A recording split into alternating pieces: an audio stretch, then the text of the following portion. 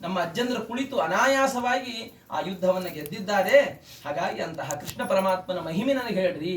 ಯಾಕೆಂದ್ರೆ ದೇವರ ಮಹಿಮೆ ನಾವು ಯಾಕೆ ಕೇಳಬೇಕು ಅಂತಂದ್ರೆ ಅದಕ್ಕೆ ಶುಕಾಚಾರ್ಯ ಹೇಳ್ತಾರೆ, ವಾಸುದೇವ ಕಥಾ ಪ್ರಶ್ನ ಪುರುಷಾನ್ ತ್ರೀನ್ ಪುನಾತಿಹಿ ತತ್ಪಾದ ಸಲಿಲಂ ಯಥಾ. ಒಬ್ಬರು ಕಾಶಿಗೆ ಹೋಗಿದ್ದಾರಂತೆ. ಕಾಶಿಗೆ ಹೋದಾಗ ಗಂಗಾ ನದಿ ಯಾವ ಕಡೆ ಅದ ಅಂತ ಹೇಳಿ ಗೊತ್ತಿಲ್ಲ. ಆಗ ಕೇಳಿದ್ರಂತೆ ಒಬ್ಬರಿಗೆ, ಗಂಗಾ ನದಿ ಯಾವ ಕಡೆ ಅದ ಅಂತ ಕೇಳಿದ್ರಂತೆ. ಆಗ ಒಬ್ಬ ವ್ಯಕ್ತಿ ಹೇಳ್ತಾನೆ, ನೋಡಿ ಈ ಕಡೆ ಗಂಗಾ ನದಿ ಅಂತ ಹೇಳ್ತಾನೆ. ಒಬ್ಬ ವ್ಯಕ್ತಿ ಸುಮ್ಮನೆ ನಿಂತಿದ್ದಾನೆ. ಆದ್ರೆ ಇಬ್ಬರು ವ್ಯಕ್ತಿಗಳು ಮಾತಾಡ್ತಾ ಇದ್ದಾರೆ, ಗಂಗಾ ನದಿ ಯಾವ ಕಡೆ ಇದೆ, ಗಂಗಾ ನದಿ ಈ ಕಡೆ ಇದೆ. 2 ಬಾರಿ ಗಂಗಾ ಗಂಗಾ ಅಂತ ಸ್ಮರಣೆ ಮಾಡದ ಅವನು. ಬರೀ ಗಂಗಾ ಗಂಗಾ ಅಂತ ಸ್ಮರಣೆ ಮಾಡಿದ್ದಕ್ಕೆ 3 ಮಂದಿ ಉದ್ಧಾರ ಆದರಂತೆ. ಯಾಕೆ ಅಂತಂದ್ರೆ ಆ ಗಂಗಾ ನದಿ ಅಷ್ಟು ಪವಿತ್ರವಾದದ್ದು. ಅಂತ ಗಂಗಾ ನದಿಯ ಸ್ನಾನ, ಗಂಗಾ ನದಿಯ ಪಾನ, ಹಾಗೂ ಮನೆಯಲ್ಲಿ ಸ್ನಾನ ಮಾಡುವಾಗಲೂ ಗಂಗಾ ಗಂಗೇತಿಯೋ ಭ್ರೂಯಾತ್ ಯೋಜನಾನಂ ಶತೈರಪಿ. ನಾವು 1000 ಕಿಲೋಮೀಟರ್ ದೂರ ಇದ್ದೇವೆ, ನಾವು ಮನೆಯಲ್ಲಿ ಸ್ನಾನ ಮಾಡುವಾಗಲೂ ಗಂಗಾ ಅಂತ ಸ್ಮರಣೆ ಮಾಡಿದ್ರೆ ಸಾಕು, ನಮ್ಮ ಪಾಪ ಪರಿಹಾರ ಆಗ್ತಾವೆ. ಹೀಗಿರುವಾಗ ಗಂಗಾ ಜನಕ ಆ ಪರಮಾತ್ಮನ ಸ್ಮರಣೆ ಮಾಡುವುದರಿಂದ ಇನ್ನೇನು ಪಾಪ ಪರಿಹಾರ ಆಗುವುದಿಲ್ಲ ಅಂತ ಹೇಳುವುದು. ಹಾಗಾಗಿ ಅಂತಹ ಪರಮಾತ್ಮನ ಮಹಿಮೆ ಹೇಳ್ರಿ ಅಂತಂದಾಗ ಶುಕಾಚಾರ್ಯರು ಕೃಷ್ಣನ ಅದ್ಭುತವಾದ ಮಹಿಮೆ ಹೇಳ್ತಾ ಇದ್ದಾರೆ. ಪರಮಾತ್ಮ ತುಂಟತನ ಮಾಡ್ತಾ ಇದ್ದಾನೆ, ಅಂಬಿಗಾಲಿಟ್ಟು ಓಡಾಡ್ತಾ ಇದ್ದಾನೆ. ಓಡಾಡುವಾಗ ಸ್ವಲ್ಪ ನಡಿಲಿಕ್ಕೆ ಬರ್ತಾ ಇದೆ. ಪ್ರತಿಯೊಂದನ್ನ ಭಯ ಪಡ್ತಾ ಇದ್ದಾಳೆ ತಾಯಿ. ಈಗೆಲ್ಲ ಮಕ್ಕಳು ಓಡಾಡುವುದನ್ನು ನೋಡಿ ತಂದೆ ತಾಯಿಗಳಿಗೆ ಭಯ ಆಗ್ತದೆ, ಎಲ್ಲಿ ಬೀಳ್ತಾನೋ ಎಲ್ಲಿ ಹೇಳ್ತಾನೋ ಅಂತ ಭಯ ಆಗ್ತಿರ್ತದೆ.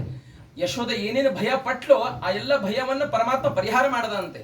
ಅಲ್ಲಿ ಗೋಕುಲದಲ್ಲಿ ಎಲ್ಲಾದ್ರೂ ಅಗ್ನಿ ಮುಟ್ಟಿಯಾನು ಕೃಷ್ಣ ಅಂತ ಭಯ ಪಟ್ಟಿದ್ದಾಳೆ ಯಶೋಧ. ಪರಮಾತ್ಮ 2 ಬಾರಿ ಅಗ್ನಿಯನ್ನೇ ಪಾನ ಮಾಡಿದ್ದಾನೆ. ಎತ್ತುಗಳು, ಹೋರಿಗಳು, ಕುದುರೆ ಓಡಾಡ್ತಾ ಇರ್ತವೆ, ಅದೆಲ್ಲಾದ್ರೂ ತುಳಿದುಗಿಳದಲ್ಲಿ ಕೃಷ್ಣನಿಗೆ ಎಂದು ಭಯ ಪಟ್ಟಿದ್ದಾಳೆ ಯಶೋಧ. ಎತ್ತಿನ ರೂಪದಲ್ಲಿ ಬಂದಂತ ವೃಷಭಾಸುರ, ಕುದುರೆ ರೂಪದಲ್ಲಿ ಬಂದಂತ ಕೇಶಾಸುರ, ಹೀಗೆ ಅನೇಕ ಅಸುರರನ್ನ ಪರಮಾತ್ಮ ಸಂಹಾರ ಮಾಡಿದ್ದಾನೆ. ಎಲ್ಲಾದರೂ ಕೃಷ್ಣ ಏನಾದರೂ ಓಡಾಡುವಾಗ ಸಣ್ಣ ಸಣ್ಣ ಹಾವುಗಳು ಬಂದು ಕೃಷ್ಣನಿಗೆ ಕಚ್ಚಿಗಿಚ್ಚಾವು ಎಂದು ಭಯ ಪಟ್ಟಿದ್ದಾಳೆ. ಕಾಳಿಯ ಭಯವನ್ನೇ ಪರಿಹಾರ ಮಾಡಿದ್ದಾನೆ ಕೃಷ್ಣ. ಯಶೋಧ ಏನು ಭಯ ಪಟ್ಟಿದ್ದಾಳಲ್ಲ ಅದೆಲ್ಲ ಭಯವನ್ನು ಪರಿಹಾರ ಮಾಡಿದ್ದಾನೆ ಕೃಷ್ಣ. ಹೀಗೆ ತುಂಟತನ ಮಾಡ್ತಾ ಒಬ್ಬರ ಮನೆಗೆ ಹೋಗಿ ಬೆಣ್ಣೆಯನ್ನು ಕದೀತಾ ಇದ್ದಾನೆ, ಇನ್ನೊಬ್ಬರ ಮನೆಗೆ ಕೂಸನ್ನ ಚೂಟಿ ಬರ್ತಾ ಇದ್ದಾನೆ, ತನ್ನ ತುಂಟಾಟವನ್ನು ಮಾಡ್ತಾ ಇದ್ದಾನೆ. ಎಲ್ಲರೂ ಬಂದು ಹೇಳ್ತಾ ಇದ್ದಾರೆ, ಯಶೋಧ ನಿನ್ನ ಮಗ ಹೀಗೆ ಮಾಡ್ತಾನೆ, ನಿನ್ನ ಮಗ ಹಾಗೆ ಮಾಡ್ತಾನೆ ಅಂತ ಹೇಳ್ತಾ ಇದ್ದಾಳೆ. ಆಗ ಕೃಷ್ಣನಿಗೆ ಹೇಳ್ತಾಳೆ ಯಶೋಧ, ನೋಡು ಕೃಷ್ಣ, ನಿನ್ನ ಮಾತು ಕೇಳದೆ ಹೋದ್ರೆ ನೀನು ಕೂಡ ಮಾತಾಡಬೇಡ. ಮಕ್ಕಳಿಗೆ ಆ ತಾಯಿ ಹಾಗೂ ತಂದೆ ಮಾತಾಡುವುದಿಲ್ಲ ಅಂತಂದ್ರೆ ಅದು ದೊಡ್ಡದಾದಂತ ಒಂದು ಶಾಪ ಹಾಗೂ ದೊಡ್ಡದಾದಂತ ಒಂದು ನೋವು. ಆದ್ದರಿಂದಾಗಿ ಕೃಷ್ಣ ಅಂತಾನೆ, ಅಮ್ಮನನ್ನು ಬಿಟ್ಟು ಮಾತಾಡಲಿರೋದೇ ಹೇಗೆ ಸಾಧ್ಯ? ದಿನಕ್ಕೆ 1000 ಬಾರಿ ಅಮ್ಮ ಅಮ್ಮ ಅಂತ ಓಡಾಡುವನು ಕೃಷ್ಣ. ಇವತ್ತು ಯಶೋಧ ಇನ್ನು ಸರಿಯಾದ ದಾರಿ ತರಬೇಕು ಅಂತ ಹೇಳಿ, ನೀವು ಒಂದು ವೇಳೆ ಸುಮ್ಮನೆ ಮನೆಯಲ್ಲಿ ಕೂಡದೆ ಹೋದ್ರೆ, ಇನ್ನೊಬ್ಬರ ಮನೆಗೆ ನೀವು ಬೆಣ್ಣೆ ತಿನ್ಲಿಕ್ಕೆ ಹೋಗೋದು, ತುಂಟಾಟ ಮಾಡ್ಲಿಕ್ಕೆ ಹೋದಿ ಅಂತಂದ್ರೆ ನಾನು ಕೂಡ ಮಾತಾಡಬೇಡ ಅಂತ ಹೇಳ್ತಾ ಇದ್ದಾಳೆ. ಆ ಕೃಷ್ಣ ಅಂತಾನೆ, ಒಂದು ಕ್ಷಣ ನನ್ನ ಮಾತಾದ್ರೆ ಸಾಕು, ಒಂದು ಕ್ಷಣ ನನ್ನ ದರ್ಶನ ಸಾಕು. ತಿರುಪತಿ ವಿಠಲ ಇಂಥ ದರ್ಶನಕ್ಕೆ 100 ವರ್ಷ ದರ್ಶನಕ್ಕೆ ಹೋಗಿ ನಿಂತಿರ್ತಾರೆ ಮಂದಿ. 16 ದಿವಸ ಪಾಳಿ ಹಚ್ಚಬೇಕಾಗ್ತದೆ, 16 ತಾಸು ಮೊದಲೇ ನಾವು ಪಾಳಿ ಹಚ್ಚಬೇಕಾಗ್ತದೆ. ಅಂತಹದ್ದು ನನ್ನ ದರ್ಶನ ನಿನಗೆ ಅನಾಯಾಸ ಸಿಕ್ಕಿದ ತಾಯಿ, ಅದರ ಮಹತ್ವ ಗೊತ್ತಾಗ್ತಾ ಇಲ್ಲ ಅಂತ ಹೇಳಿ ಕೃಷ್ಣ ಅಂತ ಇದ್ದಾನೆ. ಆಗ ಬೆಳಗಿನ ಜಾವ 8 ಆಯ್ತು. ಕೃಷ್ಣನಿಗೆ ಹಾಲು ಕೊಡಬೇಕು. ಪ್ರತಿದಿನ ಬಾಯಿ ತುಂಬ ಕೃಷ್ಣ ಅಣ್ಣಕ್ಕೆ ಕರ್ಕೊಂಡು ಬಾ ಹಾಲು ಕುಡಿ ಅಂತ ಕರೀತಾರೆ ಯಶೋಧ. ಇವತ್ತು ಸ್ವಲ್ಪ ಟೋನ್ ಚೇಂಜ್ ಆಯ್ತು. ಬಲರಾಮ ತಮ್ಮ ಕರ್ಕೊಂಡು ಬಾ ಅಂದಳು. ಬಲರಾಮನಿಗೆ ಬಹಳ ಸಂತೋಷ ಆಯ್ತು. ಮನೆಯಲ್ಲಿ ಯಾವಾಗಲೂ ಅಣ್ಣ ತಮ್ಮನ ಮೇಲೆ ಪ್ರೀತಿ ಯಶೋಧನಿಗೆ ಕೃಷ್ಣನ ಮೇಲೆ. ಹಾಗಾಗಿ ಬಂದಿದ್ದಾರೆ. ಬಲರಾಮ್ ಬಹಳ ಸಂತೋಷ ಆಯ್ತು. ದಿವಸ ಕೃಷ್ಣ ಕೃಷ್ಣ ಅಂತಿದ್ಳು, ಬಲರಾಮ್ ಅಂತಿದ್ದಿಲ್ಲ ಯಶೋಧ. ಇವತ್ತು ನನಗೆ ಕರೆದಾಳ ಅಂತ ಹೇಳಿ ಕರ್ಕೊಂಡು ಬಂದಿದ್ದಾರೆ. ಹಾಲು ಕೊಡೋದಾರೆ. ಈ ಕೃಷ್ಣ ಮಾತಾಡ್ತಾನೆ ಇಲ್ಲ, ಯಶೋಧನು ಮಾತಾಡ್ತಾರೆ, ಕೃಷ್ಣನು ಮಾತಾಡ್ತಾ ಇಲ್ಲ. 9 ಆಯ್ತು, 10 ಆಯ್ತು, ಫಲಹಾರ ಸಮಯ. ಈಗಲಾದರೂ ಕೃಷ್ಣನಿಗೆ ಹಸಿವಾದ ಮೇಲೆ ಅಮ್ಮ ಅಮ್ಮ ಅಂತ ಸರಿ ಹಿಡ್ಕೊಂಡು ಆಡುವ ಕೃಷ್ಣ ಕ್ಷಮಾಪಣೆ ಕೇಳ್ತಾನೆ. ಇಲ್ಲಮ್ಮ, ನಾನು ಕೂಡ ಮಾತಾಡದೆ ಇರಬೇಡ, ನೀನು ನಿನ್ನ ಮಾತನ್ನು ಬಿಟ್ಟಿರ್ಲಿಕ್ಕೆ ಸಾಧ್ಯ ಇಲ್ಲ, ನನಗೆ ಹಸಿವಾಗ್ತಾ ಇದೆ, ಬೆಣ್ಣೆ ಕೊಡು ಅಂತ ಹೇಳಿ ಬರ್ತಾನೆ ಅಂತ ತಿಳ್ಕೊಂಡಿದ್ದಾಳೆ. ಕೃಷ್ಣ ಅಂತಾನೆ, ನನ್ನ ದರ್ಶನಕ್ಕಾಗಿ 1000 ತಪಸ್ಸು ಮಾಡುವಂತ ಜನರಿಗೆ ಒಂದು ಕ್ಷಣ ಮಿಂಚಿನ ಹಾಗೆ ಬಂದು ಹೋಗ್ತೀನಿ ನಾನು, ನಿನಗೆ ಹೀಗೆ ಮಾಡ್ತೀಯ ಕೂಡು ಅಂತ ಹೇಳ್ತಾ ಇದ್ದಾನೆ ಯಶೋಧ. ಆಗ 10 ಆಯ್ತು. ಆಗ ಮತ್ತೆ ಬಲರಾಮನಿಗೆ ಕರೀತಾ ಇದ್ದಾಳೆ ಯಶೋಧ, ಬಲರಾಮ ಫಲಹಾರಕ್ಕೆ ಬಾ. ಹೀಗೆ ಮಧ್ಯಾಹ್ನ ಊಟ ಆಯ್ತು, ಸಾಯಂಕಾಲ ಊಟ ಆಯ್ತು. ಕೃಷ್ಣ ಬಗ್ಲಿಕ್ಕೆ ತಯಾರಿಲ್ಲ. ಯಶೋಧ ಅಂತಾಳೆ, ಏನು ಇಷ್ಟ ಹೊರಟಿದ್ದಾನಿವ ಅಂತ ಹೇಳಿ. ಆದ್ರೆ ರಾತ್ರಿ ಕೃಷ್ಣನಿಗೆ ಸಮಸ್ಯೆ ಆಯಿತು. ಪ್ರತಿದಿನ ಯಶೋಧ ಆ ಮನೆ ಎಲ್ಲಾ ಕೆಲಸ ಮುಗಿಸಿ ಕೃಷ್ಣನ ತೊಡೆಯ ಮೇಲೆ ಕೃಷ್ಣನ ಮಹಿಮೆನ ಹಾಡಾಡ್ತಾ ಮಲಗಿಸ್ತಿದ್ವಂತೆ. ನಾವೆಲ್ಲ ನಮ್ಮ ಮಕ್ಕಳಿಗೆ ಕೃಷ್ಣನ ಹಾಡು, ಗುರುಗಳ ಹಾಡು ಹಾಡಿ ಮಲಗಿಸ್ತೇವೆ. ಆದ್ರೆ ಯಶೋಧ ಎಂತ ಭಾಗ್ಯವಂತಿ ಅಂದ್ರೆ ಕೃಷ್ಣನ ಹಾಡುಗಳನ್ನೇ, ಕೃಷ್ಣನ ಬಾಲಲೀಲೆಗಳನ್ನೇ ಮಾಡಿ ಹಾಡ್ತಿದ್ದಳಂತೆ ಯಶೋಧ. ಆ ಕೃಷ್ಣನ ಮಲಗಿಸ್ತಾ ಇದ್ದಾಳೆ ಪ್ರತಿದಿನ. ಇವತ್ತು ಸಿಟ್ಟಿಗೆ ಬಂದಾಳೆ ಯಶೋಧ, ಕೃಷ್ಣನ ಮಲಗಿಸ್ತಾ ಇಲ್ಲ. ಒಂದು ರೂಮಿನಲ್ಲಿ ಬಲರಾಮ ಹಾಗೂ ನಂದಗೋಪ ಒಂದು ರೂಮಲ್ಲಿ ಮಲಗಿದ್ದಾರೆ. ಇನ್ನೊಂದು ರೂಮಲ್ಲಿ ಕೃಷ್ಣ ಪರಮಾತ್ಮ ಹಾಗೂ ಯಶೋಧ ಮಲಗೋರಿದ್ದಾರೆ. ಅವತ್ತು ಕೃಷ್ಣ ಪರಮಾತ್ಮ ಪ್ರತಿದಿನ ತಾಯಿಗೆ ಆಲಿಂಗನ ಮಾಡಿಕೊಂಡು ಕಥೆ ಕೇಳ್ತಾ ಮಲಗ್ತಾ ಇದ್ದಾನೆ. ಇವತ್ತು ಗೋಡೆ ಕಡೆ ಕೃಷ್ಣ ಮುಖ ಮಾಡಿದ್ದಾನೆ, ಬಾಗಿಲ ಕಡೆ ಯಶೋಧ ಮುಖ ಮಾಡಿದ್ದಾಳೆ. ರಾತ್ರಿ 10 ಆಯ್ತು, 12 ಆಯ್ತು, 1 ಆಯ್ತು, ಇಬ್ಬರು ನಿದ್ದೆನೆ ಬರ್ತಾ ಇಲ್ಲ. ಆಗ ಕೃಷ್ಣ ಅಂತಾನೆ, ನಾನು ಸೋಲುವುದಿಲ್ಲ, ಇವಳನ್ನು ಸೋಲಿಸಬೇಕು ಅಂತ ಆಲೋಚನೆ ಮಾಡಿ ಜೋರಾಗಿ ಕೂಗಿ ಬಿಡುತ್ತಾನೆ. ಏನೋ ಸೊಳ್ಳೆ ಬಂದು ಕುಯ್ ಅಂತ ಶಬ್ದ ಮಾಡ್ತದೆ, ಅಯ್ಯೋ ಅಂತ ಜೋರಾಗಿ ಕೂಗ್ತಾನೆ. ಆಗ ಯಶೋಧ ಸೋತು ಶರಣಾಗಿ, ಕೃಷ್ಣ ಏನಾಯ್ತು, ಕೆಟ್ಟ ಕನಸು ಬಿಡ್ತೇನೋ ಅಂತ ನಂಬಿಸ್ತಾಳೆ. ಆಗ ಕೃಷ್ಣ ಅಂತಾನೆ, ಚಿಕ್ಕ ಹಾವು ಕಂಡರೆ ಅಂಜಿಕೆ ಬರುತ್ತಿದೆ, ಕ್ಷಣ ಹೊತ್ತು ಎನ್ನ ಕಡೆ ಮೊರೆ ಮಾಡೆ, ಅಮ್ಮ ನೀನ್ ಬಿಟ್ಟು ನನಗೆ ಇರ್ಲಿಕ್ಕೆ ಆಗೋದಿಲ್ಲ, ನೀನ್ ಕೂಡ ಮಾತನಾಡು ಅಂತ ಹೇಳದಂತೆ ಹೀಗೆ ತುಂಟಾಟ ಮಾಡ್ತಾ ಕೃಷ್ಣ ಬೆಳೀತಾ ಇದ್ದಾನೆ.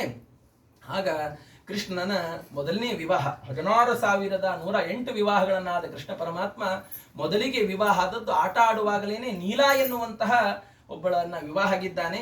ಆಟ ಆಡುವಾಗ ಆಗಿದ್ದಾನೆ. ಆದ್ರೆ ನಿಜವಾಗಿ ವಿವಾಹ ಆಗಿತ್ತು ಮೊದಲು ರುಕ್ಮಿಣಿ ದೇವಿಯನ್ನ. ರುಕ್ಮಿಣಿಯನ್ನು ಹೇಗೆ ವಿವಾಹ ಆದ ಅಂತ ಹೇಳಿ ಶುಕಾಚಾರ್ಯರು ಹೇಳ್ತಾ ಇದ್ದಾರೆ. ರಾಕ್ಷಸ ರೀತಿ ಅಪಹರಣ ಮಾಡಿ ವಿವಾಹದಲ್ಲಿ 8 ಬಗೆಗಳಿವೆ. ಬ್ರಾಹ್ಮ ವಿವಾಹ, ಶುಲ್ಕ ವಿವಾಹ, ಪಿಶಾಚ ವಿವಾಹ, ಅಸುರ ವಿವಾಹ, ಗಂಧರ್ವ ವಿವಾಹ, ರಾಕ್ಷಸ ವಿವಾಹ ಅಂತ ಹೀಗೆ ಅನೇಕ ಬಗೆಗಳಿವೆ. ಅದಕ್ಕೆ ಪರೀಕ್ಷಿತ ರಾಜರು ಪ್ರಶ್ನೆ ಮಾಡುತ್ತಾರೆ, ಕೃಷ್ಣ ಪರಮಾತ್ಮ ರಾಕ್ಷಸ ರೀತಿಯಾಗಿ ಅಪಹರಣ ಮಾಡಿ ಯಾಕೆ ವಿವಾಹ ಆದ ಅಂತ ಕೇಳಿದ್ರೆ ಅದಕ್ಕೆ ಶುಕಾಚಾರ್ಯ ಹೇಳ್ತಾರೆ, ವಿದರ್ಭ ಅಂತ ದೇಶ, ಈಗಿನ ನಾಗ್ಪುರ್ ಆಗಿನ ವಿದರ್ಭ ದೇಶವನ್ನ ರಾಜ ಆಳ್ತಾ ಇದ್ದಾನೆ. ಆಗ ರುಕ್ಮಿಣಿಯ ತಂದೆ ವಿದರ್ಭ ದೇಶವನ್ನು ಆಳುವಾಗ ರುಕ್ಮಿಣಿಯ ವಿವಾಹವನ್ನ ಮಾಡಬೇಕು ಅಂತ ಆಲೋಚನೆ ಮಾಡುತ್ತಿದ್ದಾನೆ. ಆಗ ಕೃಷ್ಣ ಪರಮಾತ್ಮನಿಗೆ ರುಕ್ಮಿಣಿ ಪತ್ರ ಬರಿತಾ ಇದ್ದಾಳೆ, ಅದ್ಭುತವಾದ ಪತ್ರ ಬರಿತಾ ಇದ್ದಾಳೆ. ರುಕ್ಮಿಣಿಗೆ ರುಕ್ಮಿ, ರುಕ್ಮಬಾಹು, ರುಕ್ಮಮಾಲಿ, ರುಕ್ಮಕೇಶಿ, ರುಕ್ಮಧ್ವಜ ಎನ್ನುವಂತ 5 ಜನ ಅಣ್ಣಂದಿರಿದ್ದಾರೆ. ರುಕ್ಮಿಣಿ ಒಬ್ಬಳೇ ಮಗಳು. ಆ ರುಕ್ಮಿಣಿಗೆ ಆ ರಾಜ ಬಹಳ ಅದ್ಭುತವಾಗಿ ಬೆಳೆಸಿದ್ದಾನೆ, ಸರಿಯಾದ ರೀತಿಯಲ್ಲಿ ಬೆಳೆಸಿದ್ದಾನೆ. ಆದರೆ ಗಂಡು ಮಕ್ಕಳಿಗೆ ನೀವು ಹೇಗೆ ಬೆಳೆದಿರಬೇಡ ಅಂತ ಬಿಟ್ಟು ಬಿಟ್ಟಿದ್ದಾನೆ. ಅವರು ಸರಿಯಾದ ಮಾರ್ಗದಲ್ಲಿ ಬೆಳೆಸಿಲ್ಲ. ಹಾಗೆ ಅದರ ದುಷ್ಟ ತಕ್ಕ ಹಾಗೆ ಅವನು ದುಷ್ಟನಾದ ಶಿಶುಪಾಲನನ್ನ ಸ್ನೇಹಿತ ಮಾಡಿದ್ದಾನೆ ಆ ರುಕ್ಮಿ. ಹೀಗಿರುವಾಗ ದುಷ್ಟ ಶಿಶುಪಾಲನಿಗೆ ಕೊಟ್ಟು ವಿವಾಹ ಮಾಡಬೇಕು ಅಂತ ಆಲೋಚನೆ ಮಾಡುವಾಗ ರುಕ್ಮಿಣಿ ಕೃಷ್ಣ ಪರಮಾತ್ಮನಿಗೆ ಪತ್ರವನ್ನು ಬರೆದು ಕೊಡ್ತಾ ಇದ್ದಾಳೆ. ಎಲ್ಲಿಯ ವಿದರ್ಭ, ಎಲ್ಲಿಯ ದ್ವಾರಕೆಗೆ ಹೋಗ್ತಾ ಇದ್ದಾನೆ ಒಬ್ಬ ಬ್ರಾಹ್ಮಣ. ಹೋಗಿ ಕೃಷ್ಣ ಪರಮಾತ್ಮನಿಗೆ ಪತ್ರ ಕೊಡ್ತಾ ಇದ್ದಾನೆ. ನೀನೇ ಓದು ಅಂದಾಗ ಆ ಕೃಷ್ಣ ಅಂತಾನೆ, ಇದು ಜಗತ್ತಿನ ಮಂಗಳಾನಾಂಚ ಮಂಗಳಂ ಪರಮಾತ್ಮ, ಅಂತ ಜಗತ್ತಿನ ಮಂಗಳ ನೀನೇ ಓದು ಅಂತಂದಾಗ ಆಗಲಿ ಅಂತ ಹೇಳಿ ಆ ಬ್ರಾಹ್ಮಣ ಓದ್ತಾ ಇದ್ದಾನೆ. ಶ್ರುತ್ವಾ ಗುಣಂ ಭುವನ ಸುಂದರ ಸಂಗಮಾಂಸ್ತೆ ನಿರ್ವಿಶ್ಯ ಕರ್ಣ ವಿವರಂ ಹರತುಂಗತಾಪಂ. ಕೃಷ್ಣ, ನಿನ್ನ ಮಹಿಮೆನ ಬಹಳ ಶ್ರವಣ ಮಾಡಿದ್ದೀನಿ. ಸಣ್ಣವಳಿದ್ದಾಗಿಂದು ನಮ್ಮ ಅರಮನೆಗೆ ಯಾರು ಋಷಿಮುನಿಗಳು ಬರ್ತಿದ್ರೋ ಅವರೆಲ್ಲರಿಗೂ ನಿನ್ನ ಮಹಿಮೆನೆ ಹೇಳ್ತಾ ಇದ್ರು. ಹಾಗಾಗಿ ನಿನ್ನ ಮಹಿಮೆ ಬಹಳ ಕೇಳಿದ್ದೀನಿ. ನೀನು ಒಂದು ವೇಳೆ ನನ್ನನ್ನು ಅಪಹರಣ ಮಾಡಿ ಆದ್ರೂ ವಿವಾಹ ಆಗದೆ ಹೋದರೆ ನಾನು ಉಪವಾಸದಿಂದ ದೇಹ ಬಿಡುತ್ತೇನೆ ಹೊರತು ಆ ದುಷ್ಟ ಶಿಶುಪಾಲನನ್ನೇ ವಿವಾಹ ಆಗುವುದಿಲ್ಲ. ಸಿಂಹದ ಭಾಗ ಸಿಂಹ ಸ್ವೀಕಾರ ಮಾಡಬೇಕೇ ಹೊರತು ಯಾವುದೋ ಒಂದು ನರಿ ಸ್ವೀಕಾರ ಮಾಡುವುದಲ್ಲ. ನನ್ನನ್ನು ಸ್ವೀಕಾರ ಮಾಡುವಂದಾಗ ಆಗಲಿ ಅಂತ ಹೇಳಿ ಕೃಷ್ಣ ಬರ್ತಾ ಇದ್ದಾನೆ. ಬಲರಾಮದೇವ್ ತಿಳ್ಕೊಳ್ತಾರೆ, ನಮ್ಮ ತಮ್ಮ ಇಷ್ಟು ಗಡಬಡಿಂದ ಹೊರಟಾನಂದ್ರೆ ಏನೋ ಒಂದು ಲೋಕ ಕಲ್ಯಾಣಕ್ಕೆ ಹೋಗ್ತಾ ಇದ್ದಾನಂತ ಹೇಳಿ ತಾವು ಒಂದು ಸೈನ್ಯ ತೆಗೆದುಕೊಂಡು ಹಿಂಬಾಲಿಸ್ತಾ ಇದ್ದಾರೆ. ಅಲ್ಲಿ ನೋಡಿದಾಗ ಜರಾಸಂಧ ಬಹಳ ಬುದ್ಧಿವಂತ. ಕೃಷ್ಣನ ಜೊತೆಗೆ 17 ಬಾರಿ ಯುದ್ಧ ಮಾಡಿ ಸೋತಿರ್ತಾನೆ. ಹಾಗಾಗಿ ಕೃಷ್ಣ ಬಂದಾನೆ ಅಂತಂದ್ರೆ ಸುಮ್ಮನೆ ಬಿಡುವುದಿಲ್ಲ, ನಾವು ಈಗಿಂದೀಗೆ ಬೇಗ ವಿವಾಹ ಮಾಡೋಣ ಅಂತ ಹೇಳಿ ರುಕ್ಮಿಣಿ ದೇವಿಯನ್ನ ಊರು ಹೊರಗಿರುವಂತಹ ದುರ್ಗಾ ಮಂದಿರಕ್ಕೆ ಕರ್ಕೊಂಡು ಬರ್ತಾ ಇದ್ದಾರೆ. ಹೇಗೆ ಬರ್ತಾ ಇದ್ದಾರೆ ರುಕ್ಮಿಣಿ, ಶುಕಾಚಾರ್ಯ ಅದ್ಭುತವಾಗಿ ವರ್ಣನೆ ಮಾಡುತ್ತಾರೆ. 12 ವರ್ಷಗಳ ಕಾಲ ರುಕ್ಮಿಣಿಯನ್ನ ಯಾರು ನೋಡೇ ಇಲ್ಲಂತೆ ಜನರು. ಅಂತಃಪುರದಲ್ಲೇ ಬೆಳೀತಾ ಇದ್ದಾರೆ ರುಕ್ಮಿಣಿ, ಬಹಳ ಸುಂದರಿ, ಸಾಕ್ಷಾತ್ ಲಕ್ಷ್ಮೀ ದೇವಿ.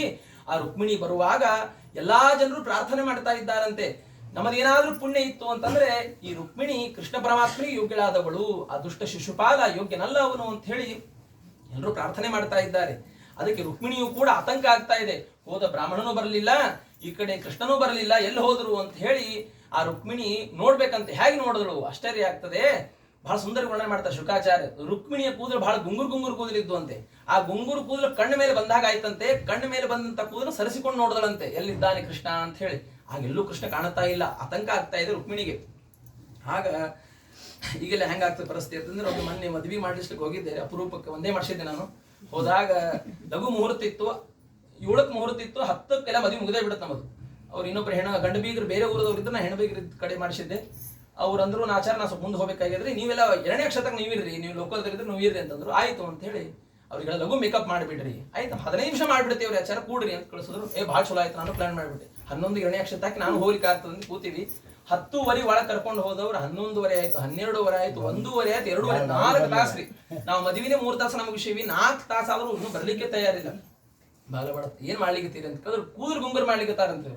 ಅದಕ್ಕೆ ಅವ್ರ ತಂದೆ ಹೇಳಿದ್ರು, ಆಚಾರ್ಯ ನಿಮ್ಗೆ ಮದುವೆ ಮಾಡಿಸ್ಲಿಕ್ಕೆ 10,000 ರೂಪಾಯಿ ಕೊಟ್ಟಿರ್ತೀವಿ, ಅವ್ರಿಗೆ ಮೇಕಪ್ ಮಾಡಿ 30,000 ರೂಪಾಯಿ ಕೊಟ್ಟಿರ್ತೀವ್ರಿ, ಮತ್ತ ಅವ್ರು 3 ತಾಸನೆ ಮಾಡಬಾರ್ದೇನು ಅಂತ ಹೇಳಿದ್ರು. ಆದ್ರೆ ರುಕ್ಮಿಣಿ ಹಂಗಲ್ಲ, ಸಾಕ್ಷಾತ್ ಸುಂದರಿಯಾದಂತಹ ಮಹಾಲಕ್ಷ್ಮಿ ಅಂತಹ ಮಹಾಲಕ್ಷ್ಮಿ ಬರ್ತಾ ಇರುವಾಗ ಎಲ್ಲ ಕಡೆ ನೋಡ್ತಾ ಇದ್ದಾಳೆ. ಆತಂಕ ಆಗ್ತಾ ಇದೆ, ನಮಗೂ ಕೂಡ ಹಾಗೆ ಅನಿಸ್ತಿರುತ್ತದೆ.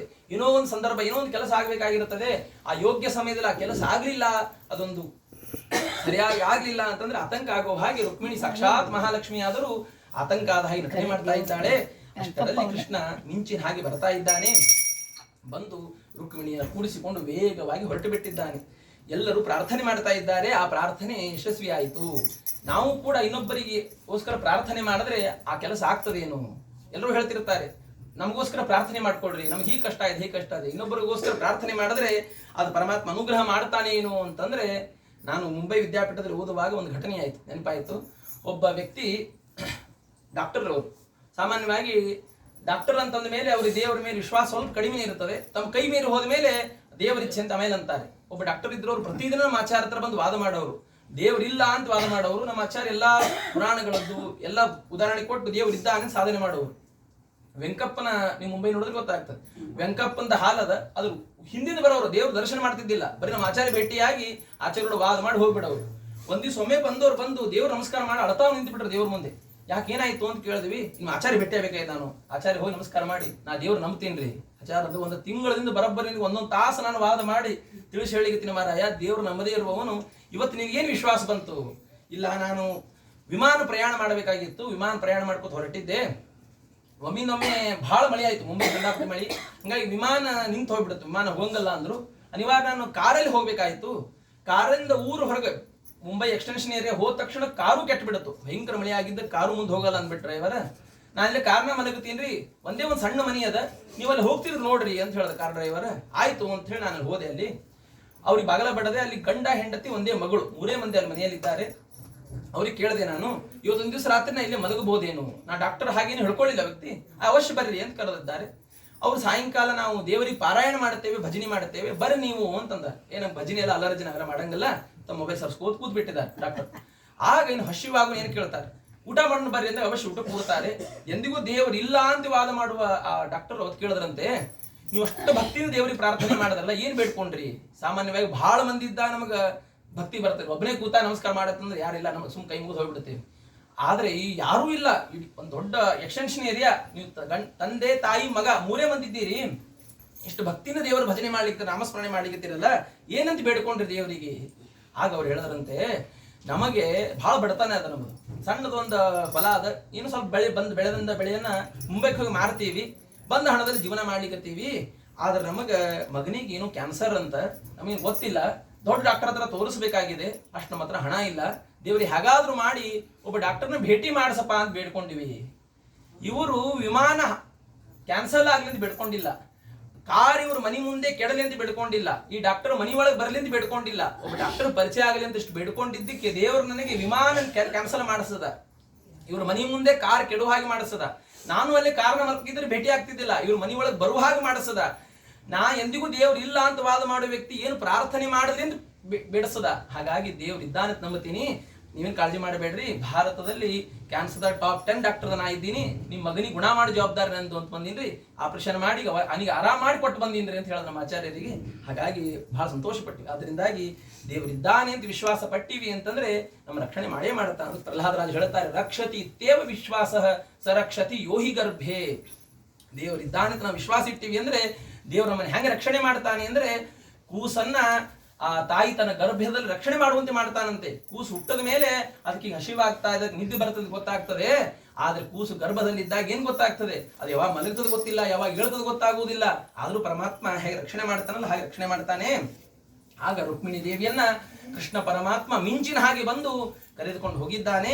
ಕರೆದುಕೊಂಡು ಹೋದಾಗ ಈ ಕಡೆ ಬಲರಾಮ ದೇವರು ಮೊದಲೇ ತಯಾರಾಗಿ ಬಿಟ್ಟಿದ್ದಾರೆ, ನಮ್ಮ ತಮ್ಮ ಅಂತಂದ್ರೆ ಅವ ಏನಾದ್ರೂ ಕೆಲಸ ಮಾಡೇ ಬರ್ತಾನೆ ಅಂತ ಹೇಳಿ ಒಂದು ಅಕ್ಷೋಣಿ ಸೈನ್ಯವನ್ನ ತೆಗೆದುಕೊಂಡು ಬಂದಿದ್ದಾರೆ. ರುಕ್ಮಿ ಪ್ರತಿಜ್ಞೆ ಮಾಡ್ತಾನೆ, ರುಕ್ಮಿ ಪ್ರತಿಜ್ಞೆ ಮಾಡ್ತಾನೆ, ನನ್ನ ತಂಗಿಯನ್ನ ಕರೆದುಕೊಂಡು ಬರ್ತೇನೆ, ಕೃಷ್ಣನ ಸಂಹಾರ ಮಾಡಿ ಅವ್ರನ್ನ ನಾಶ ಮಾಡಿ ಬರ್ತೇನೆ ಅಂತ ಹೇಳಿ ಆ ವಿದರ್ಭ ದೇಶದಿಂದ ನರ್ಮದಾ ನದಿವರೆಗೂ ಬೆನ್ನತ್ತಾನೆ ರುಕ್ಮಿ. ಅಲ್ಲಿ ಕೃಷ್ಣ ಪರಮಾತ್ಮ ಅವನ ಎಲ್ಲ ಆಯುಧವನ್ನ, ಅವನ ಶಸ್ತ್ರಾಸ್ತ್ರವನ್ನು ನಾಶ ಮಾಡ್ತಾನೆ. ಆಗ ಪರಮಾತ್ಮ ರುಕ್ಮಿಣಿಯನ್ನು ಕರೆದುಕೊಂಡು ಹೋಗ್ತಾನೆ. ಅಲ್ಲಿ 2 ಭಾಗ ಮಾಡ್ಕೊಳ್ತಾರೆ. ಯಾಕಂದ್ರೆ ಹೆಣ್ಣು ಬೀಗರಲ್ಲಿ ಯಾರೂ ಇಲ್ಲ, ರುಕ್ಮಿಣಿ ಒಬ್ಬಳೇ ಬಂದು ಬಿಟ್ಟಿದ್ದಾಳೆ. ಆಗ ಪರಮಾತ್ಮನ ಒಂದು ಯಾದವರಲ್ಲಿ 2 ಭಾಗ ಮಾಡ್ಕೊಳ್ತಾರೆ.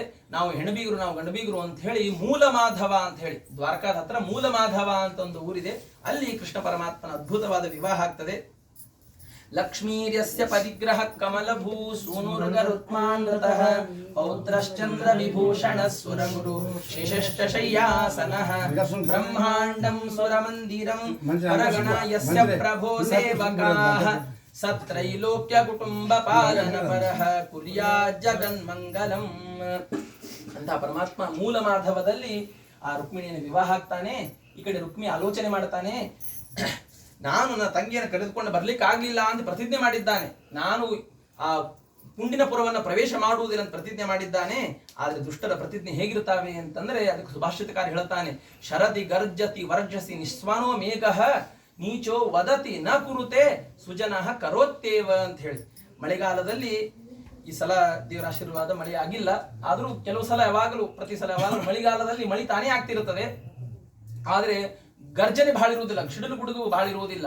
ಬೇಸಿಗೆಗಾಲದಲ್ಲಿ ಸಿಡಿಲು ಗುಡಲು ಬಹಳ ಇರ್ತದೆ, ಮಳೆ ಬಹಳ ಬರುವುದಿಲ್ಲ. ಹಾಗೆ ದುರ್ಜನರು ಹಾಗೆ ಮಾಡ್ತೀನಿ ಹೀಗೆ ಮಾಡ್ತೀನಿ ಪ್ರತಿಜ್ಞೆ ಮಾಡ್ತಾರೆ, ಆದ್ರೆ ಯಾವ ಕೆಲಸವೂ ಆಗುವುದಿಲ್ಲ. ಅದಕ್ಕೆ ನಮ್ಮ ಶ್ರೀಮದಾಚಾರ್ಯರು ಅನುವ್ಯಾಖ್ಯಾನ ತಿಳಿಸ್ತಾರೆ, ಅವರ ಸ್ವಭಾವ ಎಲ್ಲವನ್ನೂ ಬದಲಾವಣೆ ಮಾಡಬಹುದು, ಆದರೆ ದುರ್ಜನರ ಸ್ವಭಾವಕ್ಕೆ ಔಷಧಿ ಇಲ್ಲ. ನಮ್ಮಮ್ಮ ಸಣ್ಣವರೇ ಹೇಳ್ತಿದ್ರು, ಎಲ್ಲದಕ್ಕೂ ಔಷಧಿ ಇರ್ತದೆ ಆದ್ರೆ ಸ್ವಭಾವಕ್ಕೆ ಔಷಧಿ ಇಲ್ಲ ಅಂತ ಹೇಳಿ. ಹಾಗೆ ಒಬ್ಬ ವ್ಯಕ್ತಿ ನಮ್ಮದ ಅನೇಕ ಜನ ಹೇಳ್ತಿರ್ತಾರೆ, ಸ್ವಭಾವ ಅಂದ್ರೆ ಹೇಗಿರ್ತದೆ, ಎಲ್ಲವುದನ್ನು ಪರಿಹಾರ ಮಾಡಬಹುದು, ಆದ್ರೆ ಮನುಷ್ಯರ ಸ್ವಭಾವ ಎಂದಿಗೂ ಬದಲಾವಣೆ ಆಗುವುದಿಲ್ಲ ಅಂತಲಿಕ್ಕೆ ಒಂದು ಸಣ್ಣ ಉದಾಹರಣೆ ಹೇಳಿ ಶುಭ್ರ. ಒಂದು ಸಲ ಒಬ್ಬ ಋಷಿ ತಪಸ್ಸನ್ನು ಮಾಡ್ತಾ ಇದ್ದಾನೆ. ತಪಸ್ಸು ಮಾಡುವಾಗ ಒಂದು ಇಲಿ ಓಡಿ ಬಂತಂತೆ.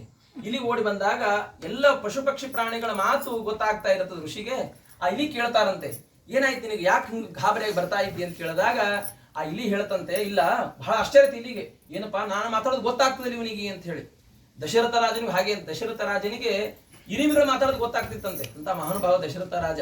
ಅಂತಹ ಇಲಿಗೆ ಕೇಳದಂತೆ ರಾಜ ಋಷಿ, ಯಾಕೆ ಗಾಬರಿಯಾಗಿ ಬಂದು ಏನಾಯ್ತು ಅಂದಾಗಿಲ್ಲ, ನನಗೊಂದು ಬೆಕ್ಕು ತಿಳ್ಲಿಕ್ಕೆ ಬರ್ಲಿಕ್ಕತ್ತದೆ, ಸರಿ ಹಾಗಾದ್ರೆ ನನ್ನ ಮನುಷ್ಯನಾಗಿ ಮಾಡ್ತೀನಿ ಅಂತ ಹೇಳಿ ತನ್ನ ತಪಶಕ್ತಿಯಿಂದ ಮನುಷ್ಯನಾಗಿ ಮಾಡಿದ್ದಾನೆ ಋಷಿ ಮಾಡಿದ್ದಾರೆ. ಆಗ ಅದು ಹೆಣ್ಣು ಇಲಿ ಇತ್ತು, ಹೆಣ್ಣು ಮಗು ಆಗಿಬಿಡತಂತೆ. ಅದ್ರ ಹಿಂದೆ ಬೆಕ್ಕು ಓಡಿ ಬರ್ತಾ ಇದೆ. ಆ ಬೆಕ್ಕಿಗೆ ಹೇಳದಂತೆ, ಏನಾಯ್ತು, ಏನು ಬೇಕು ನಿನಗೆ, ಇನ್ನ ಒಂದು ಇಲಿ ಹುಡ್ಕೊಂಡು ಬಂದಿದ್ದು, ಇಲಿಯಲ್ಲಿ ಹೋಯ್ತು, ಇಲಿ ಏನ್ ಬೇಡ ಹಾಲು ಕುಡಿ ಅಂತೇಳಿ ಹಾಲು ಕೊಟ್ಟರಂತೆ. ಆ ಬೆಕ್ಕಿಗೆ ಹಾಲು ಕುಡಿಸಿ ಕಳಿಸಿದ್ದಾರೆ ಋಷಿ. ಆ ಮಗಳು ತನ್ನ ಮಗಳೇ ಅಂತ ಮಗಳನ್ನು ಪ್ರೀತಿಯಿಂದ ಬೆಳೆಸ್ತಾ ಇದ್ದಾರೆ ಋಷಿ. ಮಗಳು ಬೆಳೆದ ದೊಡ್ಡವಳಾದಳು, ಇನ್ನು ಮದುವೆ ಮಾಡಬೇಕಲ್ಲ. ಆಗ ಆಲೋಚನೆ ಮಾಡ್ತಿದ್ದಾರೆ, ಯೋಗ್ಯನಾದ ಅಳಿಯನ್ನು ಹುಡುಕಬೇಕು. ಮಗ ಹೆಂಗಿದ್ರು ಪರವಾಗಿಲ್ಲ, ಅಳಿಯ ಬಹಳ ಚಲೋ ಸಿಗ್ಬೇಕು. ಆಗ ಯೋಗ್ಯನಾದ ಅಳಿಯನ್ನು ಹುಡುಕಬೇಕು ಅಂತ ಆಲೋಚನೆ ಮಾಡ್ತಾ ಇದ್ದಾರೆ ಋಷಿ. ಯಾರು ಭಾರಿ ಪ್ರಯತ್ನವಾದಿ ಅಂದ್ರೆ ಸೂರ್ಯ. ಸೂರ್ಯನಷ್ಟು ಪ್ರಯತ್ನ ಬೇರೆ ಯಾರಿಗೂ ಇಲ್ಲ, ಸೂರ್ಯನನ್ನ ಅಳಿಯನನ್ನಾಗಿ ತೆಗೆದುಕೊಳ್ಳೋಣ ಅಂತ ಆಲೋಚನೆ ಮಾಡುತ್ತಾರೆ ಋಷಿ. ಆಗ ಕಾಳಿದಾಸ ತನ್ನ ರಘುವಂಶ ಕಾವ್ಯದಲ್ಲಿ ಸೂರ್ಯನ ಬಗ್ಗೆ ವರ್ಣನೆ ಮಾಡ್ತಾನೆ. ಇಂಥ ಪ್ರಯತ್ನ ಸೂರ್ಯನದು ಅಂತಂದ್ರೆ, ಸೂರ್ಯನ ರಥಕ್ಕೆ 7 ಕುದುರೆಗಳು. ಸಾಮಾನ್ಯವಾಗಿ ರಥಕ್ಕೆ 1 ಅಥವಾ 2, 4 ಕುದುರೆ ಇದ್ರೆ ರಥ ಸರಿಯಾಗಿ ಓಡುತ್ತದೆ. 7 ಕುದುರೆ ಸೂರ್ಯನ ರಥಕ್ಕೆ ಅಡ್ಡ ತಿಡ್ಡ ಓಡಾಡ್ತಾವೆ. ಸರಿ, ಕುದುರೆ ಸರಿ ಇಲ್ಲ, ಹಗ್ಗಾದ್ರೂ ಸರಿ ಇದೆಯಾ? ಸೂರ್ಯನ ರಥಕ್ಕೆ ಹಗ್ಗಿಲ್ಲ, ಹಾವುಗಳು 12 ಹಾವುಗಳಿವೆ. ಆ ಹಾವು ಯಾವಾಗ ಕಚ್ತಾ ಗೊತ್ತಿಲ್ಲ, ಯಾವಾಗ ಹಿಡಿದ ಗೊತ್ತಿಲ್ಲ, 12 ಹಾವುಗಳಿವೆ. ಇನ್ನು ಸಾರಥಿ ಆದ್ರೂ ಸರಿ ಇದ್ದಾನ?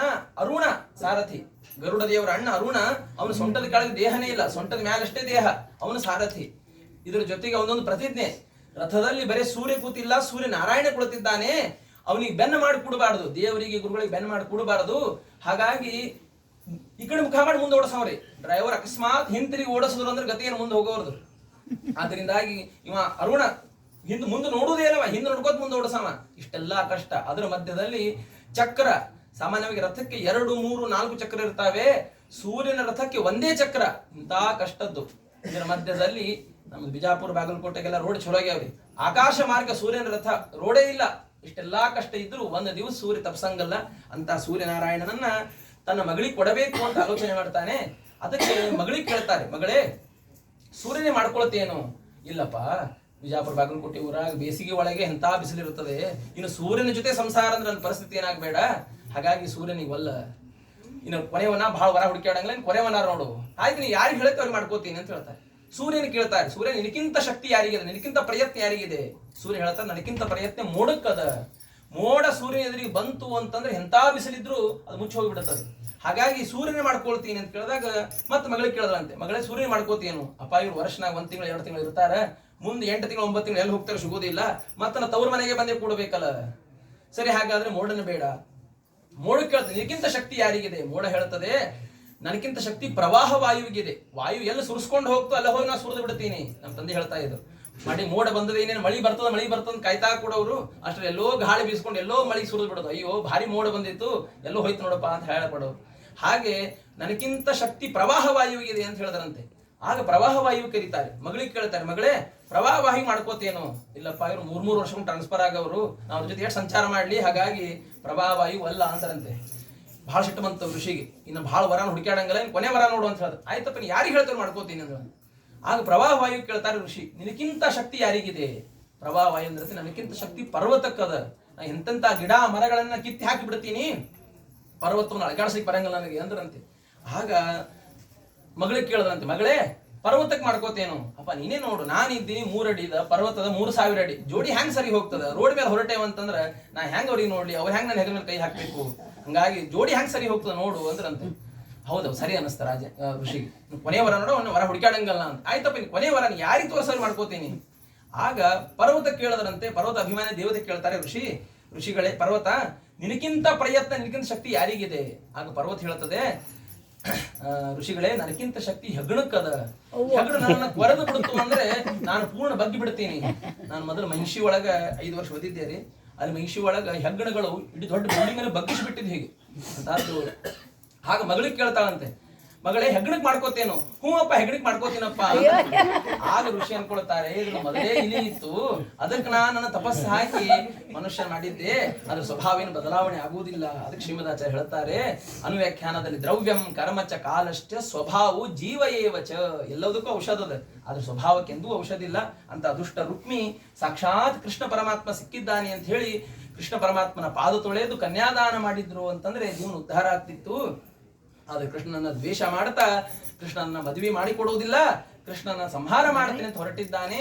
ತಾನೇ ಕೂಡ ಅಪಮಾನ ಮಾಡಿಕೊಂಡು ತಲೆ ತಗ್ಗಿಸಿ ಬಂದಿದ್ದಾನೆ ಅಂತ ಕೃಷ್ಣ ಪರಮಾತ್ಮ ಮೂಲ ಮಾಧವ ಎನ್ನುವುದಲ್ಲಿ ವಿವಾಹ ಆಗಿದ್ದಾನೆ. ಮುಂದೆ 16,108 ವಿವಾಹ ಆಗಿದ್ದಾನೆ ಕೃಷ್ಣ ಪರಮಾತ್ಮ. ಒಬ್ಬೊಬ್ಬರಲ್ಲಿ 10 ಜನ ಗಂಡು ಮಕ್ಕಳು, 8, 10, 15, 20 ಹೆಣ್ಣು ಮಕ್ಕಳನ್ನು ಪಡೆದಿದ್ದಾನೆ ಕೃಷ್ಣ ಪರಮಾತ್ಮ. ಇಂತಹ ಅದ್ಭುತವಾದಂತಹ ಮಕ್ಕಳಿಗೆ ಒಂದೇ ಹೆಸರಿಟ್ಟಿದ್ದಾನಂತೆ, ಅನೇಕ ಹೆಸರಿಟ್ಟಿದ್ದಾನೆ. ಈಗೆಲ್ಲ ನಮ್ಮಲ್ಲಿ RSS ಅಥವಾ ಸತ್ಯಾತ್ಮ ಸೇನಾ ಹಿಂಗೆ ಹೆಸರಿಡ್ತೇವಲ್ರಿ, ಹಂಗ ನಾರಾಯಣ ಸೇನಾ ಅಂತ ಹೆಸರಿಟ್ಟಿದ್ದಾನೆ ತನ್ನೆಲ್ಲ ಮಕ್ಕಳನ್ನು ಕೂಡಿಸಿ. ಇಂತಹ ಕೃಷ್ಣ ಪರಮಾತ್ಮ ಉತ್ತಮವಾದಂತಹ